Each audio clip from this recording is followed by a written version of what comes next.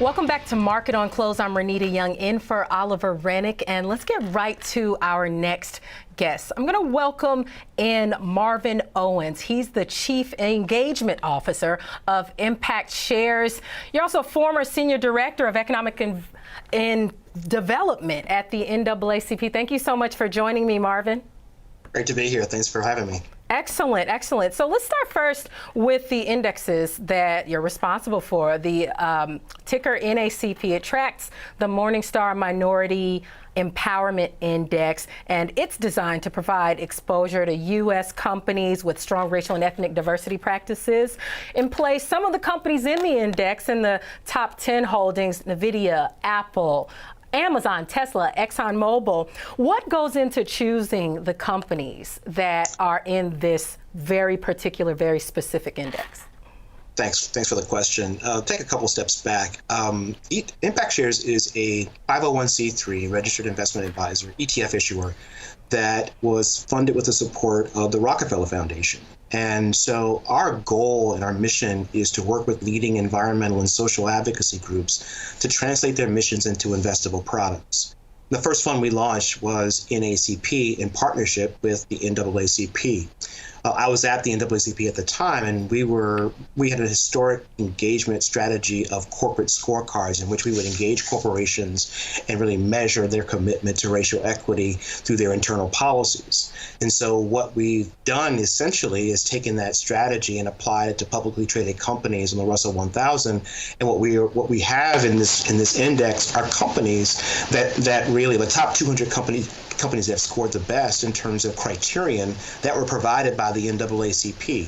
So things like board diversity, supplier diversity, product offering ethics, a number of policies, gender pay equity policies that we see are the key issues around racial equity and racial justice. And of course, these criterion are provided by the NAACP. The goal here is to really point to what is a platform of engagement where companies can really understand what it means to be really committed to these kinds of issues. Companies in our portfolio aren't perfect, and the key here has always been the engagement work that happens both at the NAACP as well as at Impact Shares directly. So the companies that are part of the portfolio are companies that we are engaged with on a regular basis to ensure the fact that they are committed and stay committed to the kinds of policies that they say they really are all about. That is diversity, equity, and inclusion.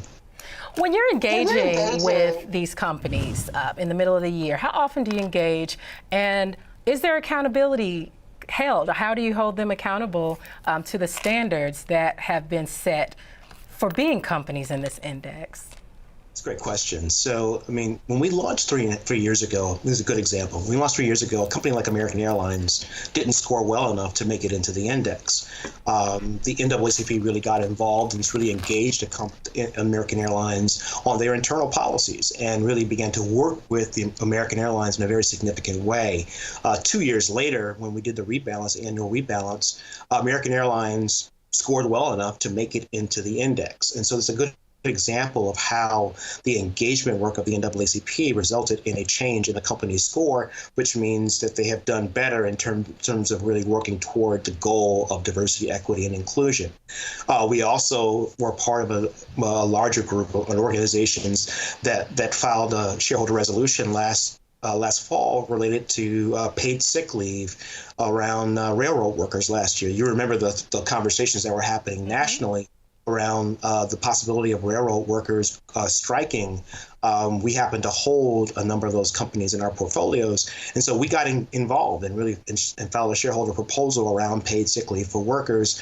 And we're now right now actually in the midst of engagement back and forth with a couple of those companies around this issue. So you have this engagement work which really results in the kind of change in corporate policies, which means that we are leveraging the power of capital to really drive the kind of social change and equity that we all say we believe in.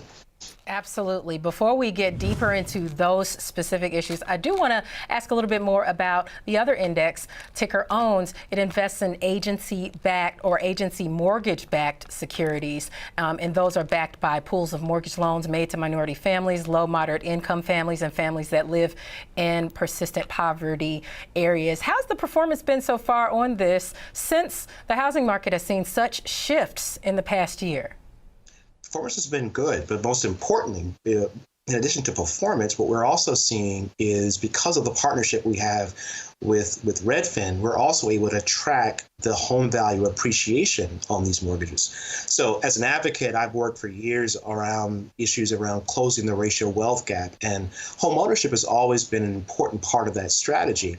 This tool, this particular fund allows us to be able to not only invest in communities that have been experiencing disinvestment, but it also allows us to be able to see and really measure the kind of impact of the kind of investments that we're making. So as an example, what we're able to see based on our last impact report was that the average home value appreciation was around $27,000 per family. Well, that may not seem like a lot in the broader understanding of what the market is all about, but for low-income families to be able to see the kind of a $27,000 bump in equity, it's a significant move in the right direction in being able to close that wealth gap. That equity that's growing will allow those families to be able to do other things, like put a kid through college or do some improvements on their home or launch a brand new business. This is key to being able to make sure that we're creating wealth and sustaining that wealth over generations. What you just described was what a lot of people say home ownership is one of the key ways to help close the racial wealth gap within Black America. And you talk about how you're in Cleveland, but you're 750 miles from Memphis. The unfortunate killing of Tyre Nichols happened last month. And it's also where in 2022, 74.6% of white households owned their homes, compared with 45.3% of Black households. That's a gap of more than 29 points. And so you talk about things like the persistent ways to help close the racial wealth gap with home ownership. Talk about a few other ways to help close the racial wealth gap, maybe when we think about the C-suite. Yeah, thanks for that, Rudy. It's really important because, when we go back to what happened to Tyre Nichols, and unfortunately, it's something that's not uncommon, quite frankly, in our country. The reality is, though, as we think about communities, and we often talk about policing is really key, and it really is. And I think the issues around the George Floyd Act that's working its way through Congress is really important to consider. We have to do something about policing. But if we don't do anything about the persistent economic disparities that exist in our communities, then we really are only have part of the solution. We have to do both. And what that means is being able to understand what's happening in these communities related to wages, what happens in terms of educational opportunities, what's going on in terms of food deserts and health disparities. We have to really think holistically about our communities in order to really begin to see the changes that we want to see in terms of healthier communities. So policing is important, but it's not the whole answer. The key here is being able to attack these economic issues. And that's why I think leveraging capital markets the way we have with the Owens product, mortgage-backed securities ETF, is a really unique way of impacting that dynamic in a very, very positive way. Marvin Owens, thank you so much for breaking it down just how these issues can be impacted reverse way by markets or can use markets to impact these issues. Thank you so much. This is Marvin Owens, Chief Engagement Officer of Impact Shares.